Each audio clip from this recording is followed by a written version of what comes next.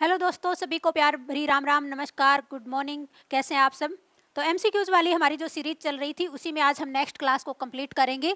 जो भी बच्चे 2023 में अगर किसी भी एग्जाम की तैयारी कर रहे हैं तो वो उनके लिए हमारी ये क्लास बहुत ही महत्वपूर्ण हो जाती है, क्योंकि ये सारे क्वेश्चन जो हम इस सीरीज में करने जा रहे हैं आपके लिए बहुत ही महत्वपूर्ण है। तो चलिए क्लास को स्टार्ट करते हैं।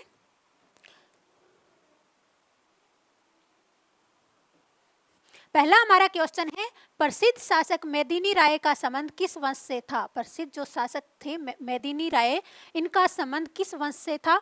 ऑप्शन देख लीजिए। ऑप्शन ए है चेरो वंश से, ऑप्शन बी है सेन राजवंश से, ऑप्शन सी है पाल वंश से, या ऑप्शन डी कर्नाट वंश से।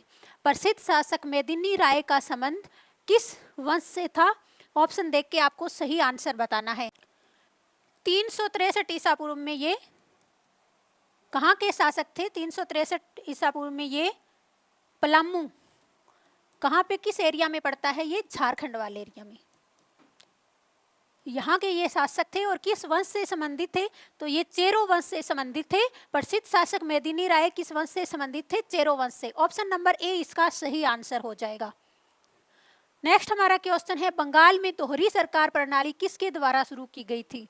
बंगाल में दोहरी सरकार प्रणाली, दोहरी शासन प्रणाली किसके द्वारा शुरू की गई थी? ऑप्शन ए है वॉरेन हेस्टिंग्स के द्वारा, ऑप्शन बी है रॉबर्ट क्लाइव के द्वारा, ऑप्शन सी है लॉर्ड कॉर्नवालिस के द्वारा, या ऑप्शन डी विलियम बेंटिक के द्वारा। किसके द्वारा दोहरी सरकार प्रणाली को शुरू किया गया था? 1765 में इसे शुरू किया गया था। 1764 के बक्सर युद्ध के बाद 1765 ईस्वी में दोहरी शासन प्रणाली को शुरू किया गया था। किसके द्वारा किया गया था? रॉबर्ट क्लाइव के द्वारा। जो प्रशासनिक कार्य ये राजा को सौंप दिए गए, लेकिन जो राजस्व इकट्ठा करने का कार्य था वो किसके पास रहा? वो रहा कंपनी के पास। यानी इन्होंने क्या बोला? जो प्रशासनिक कार्य, प्रशासन से संबंधित जो कार्य थे वो किसको सौंप दिए? वहां जो राजा था उसको सौंप दिए, और जो राजस्व इकट्ठा करने का कार्य था, जो पैसे का काम था, वो अंग्रेजों ने अपने हाथ में ले लिया, पैसे इकट्ठा करने का। तो ऑप्शन नंबर बी इसका सही आंसर हो जाएगा। रॉबर्ट क्लाइव के द्वारा बंगाल में दोहरी शासन प्रणाली शुरू की गई थी। ऑप्शन नंबर बी इसका सही आंसर हो जाएगा। नेक्स्ट हमारा क्वेश्चन है, क्वेश्चन नंबर तीसरा देखिए, निम्नलिखित कथनों पर विचार कीजिए। करेंगे। पहला है, गहिरमाथा उड़ीसा के केंद्रपाड़ा जिले के पूर्वी तट पर स्थित है। गहिरमाथा उड़ीसा के केंद्रपाड़ा जिले के पूर्वी तट पर स्थित है, जो घड़ियाल के लिए प्रसिद्ध है। दूसरा देख लीजिए, भितरकणिका उड़ीसा के केंद्रपाड़ा जिले में बंगाल की खाड़ी के तट पर स्थित एक स्थल है जो मगरमच्छ प्रजनन केंद्र के लिए प्रसिद्ध है। इसमें से कौन सा सही है? ऑप्शन देख लीजिए। ऑप्शन ए है केवल एक, ऑप्शन बी है केवल दो, ऑप्शन सी है एक और दो दोनों, और ऑप्शन डी है ना तो एक न ही दो। न तो एक और न ही दो। तो कौन सा इसका सही आंसर हो जाएगा? पहला स्टेटमेंट हम देखते हैं क्या दिया गया है। गहिरमाथा ओडिशा के केंद्रपाड़ा जिले के पूर्वी तट पर स्थित है। एकदम सही है यहाँ तक। ये उड़ीसा के केंद्रपाड़ा जिले के पूर्वी तट पर गहिरमाथा है, जो घड़ियाल के लिए प्रसिद्ध है। ये गलत हो जाएगा। ये किस लिए प्रसिद्ध है? ओलिव रिडले कछुओं के लिए ये प्रसिद्ध है गहिरमाथा।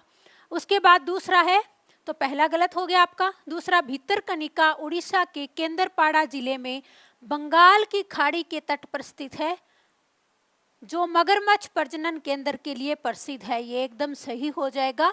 भितरकनिका उड़ीसा के केंद्रपाड़ा जिले में, कौन से जिले में है? केंद्रपाड़ा जिले में बंगाल की खाड़ी के तट पर स्थित एक स्थल है जो मगरमच्छ प्रजनन क्षेत्र के लिए प्रसिद्ध है। एकदम सही है ये। तो केवल दूसरा इसमें सही है, पहला गलत हो जाएगा। ऑप्शन नंबर बी इसका सही आंसर हो जाएगा। कौन सा सही है? केवल दो। नेक्स्ट हमारा क्वेश्चन है, निम्नलिखित कथनों में से कौन सा कथन सत्य है? 4 स्टेटमेंट हमें दिए गए हैं, इनमें से कौन सा कथन सही है? पहला है, मूर्खा घाटी जम्मू कश्मीर की सुप्रसिद्ध घाटी है। दूसरा, लक्षद्वीप प्रवाल द्वीपों का एक समूह है। एकदम सही है। तीसरा है, निकोबार द्वीप समूह में निकोबार तथा सोम्पेन नाम की 2 मंगोलाइड प्रजातियां पाई जाती है। ये भी एकदम सही है। और तीसरा तीसरा हो गया। चौथा आपका है दिल्ली महानगर पूर्व में उत्तर प्रदेश तथा शेष 3 तरफ से हरियाणा से घिरा है। ये भी एकदम सही है। दिल्ली जो है उसके 3 तरफ कौन सा राज्य है, तो वो है हरियाणा। और इसके पूर्वी साइड में कौन सा है, इसके पूर्वी साइड में यूपी आ जाएगा। और यही बताया गया है कि दिल्ली महानगर पूर्व में उत्तर प्रदेश से और शेष 3 तरफ से किससे घिरा है, तो हरियाणा से घिरा हुआ है। एकदम सही है ये वाला स्टेटमेंट। पहला देखिए, मूर्खा घाटी जम्मू कश्मीर की सुप्रसिद्ध घाटी है। ये जम्मू कश्मीर में नहीं है, कहाँ पे है, लद्दाख में। मूर्खा घाटी कहाँ पे है, लद्दाख में है।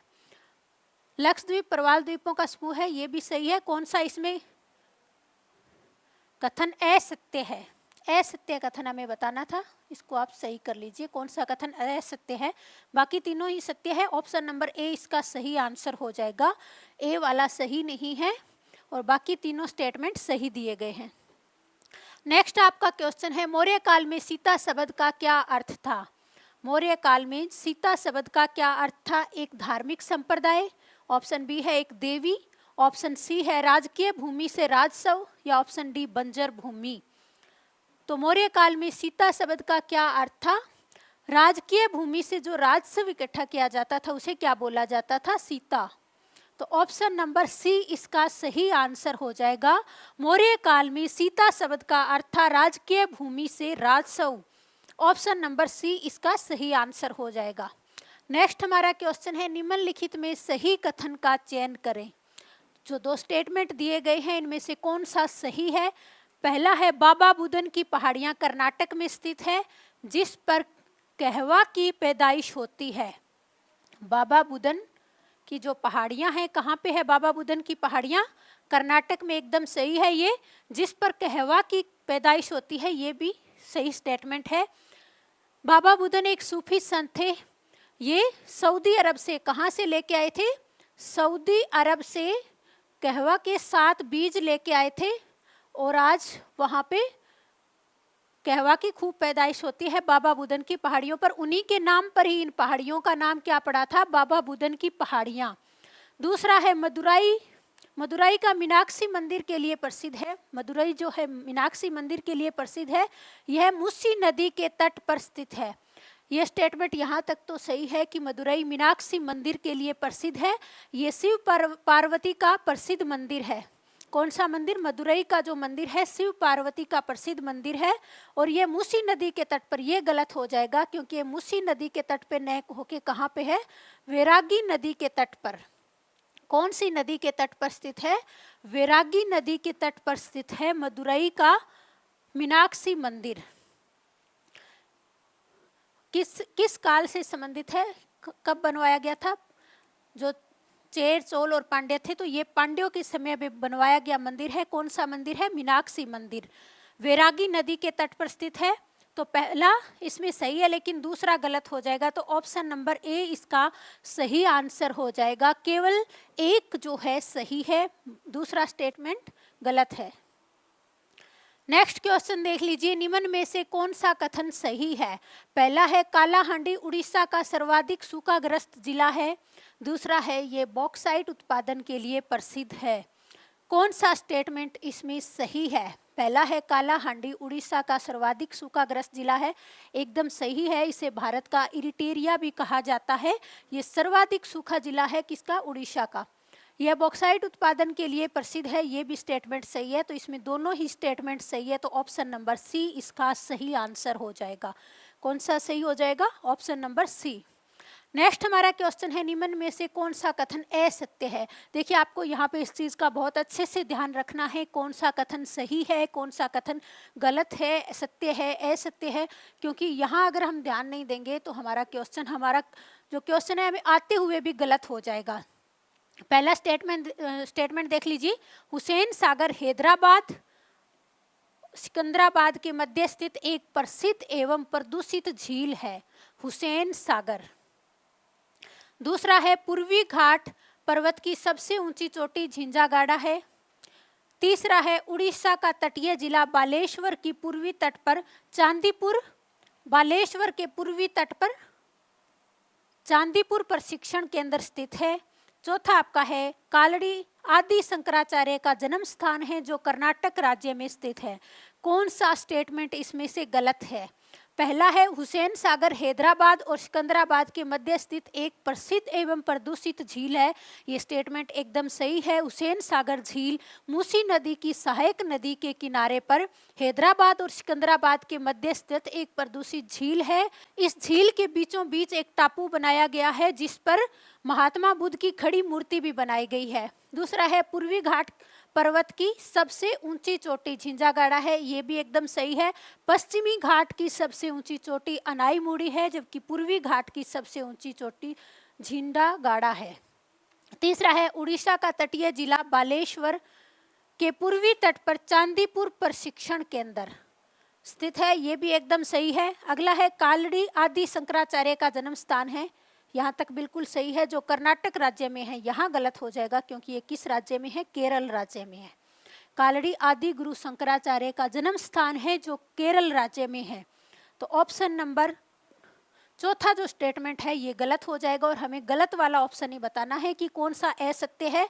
तो चौथा आपका गलत है। ऑप्शन नंबर जो है फोर्थ आपका सही आंसर हो जाएगा। नेक्स्ट हमारा क्वेश्चन है किस संस्था ने भारत का पहला म्यूनिसिपल बॉन्ड इंडेक्स जारी किया है? किस संस्था के द्वारा जारी किया गया है? आरबीआई के द्वारा, दूसरा है सेबी के द्वारा, BSC, Bombay stock exchange, NSC, राष्ट्रीय stock exchange, national stock exchange. किसके द्वारा म्यूनिसिपल बॉन्ड इंडेक्स लॉन्च किया गया है? तो ये किया गया है ऑप्शन नंबर डी यानी एनएससी के द्वारा। एनएससी जहां लोग अपने स्टॉक को क्या कर सकते हैं? बेच भी सकते हैं और बेच और खरीद सकते हैं।